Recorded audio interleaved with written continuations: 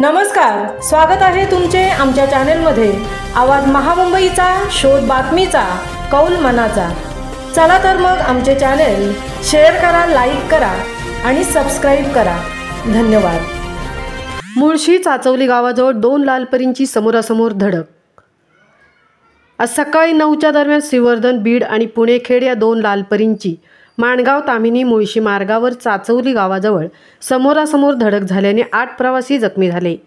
जखमींची नावे पुढीलप्रमाणे: संदीप श्रीपद बोनकर वय 53 राहणार साले विधवली तालुका माणगाव, लक्ष्मण सीताराम सत्वे वय 60 राहणार साले विधवली तालुका माणगाव, महेश शिवाजी खाडे वय 25 राहणार माऊलीनगर शेलारवाडा कात्रज, विश्वजित मधुकर गोरे वय 27 काळेफाईल आनंदेश्वर वाशिम, श्रीमती मंदा रावसाहेब शेळके वय 61 नांदिवली तालुका संगमनेर, दशरथ दादाराव नवले वय 28 गाव वदळ तालुका औंढा हिंगोली, किरण लक्ष्मण वाघ वय 32 राहणार म्हसळा, भरत कोंडिबा काळे वय 55 माणगाव रायगड शिक्षक कॉलनी।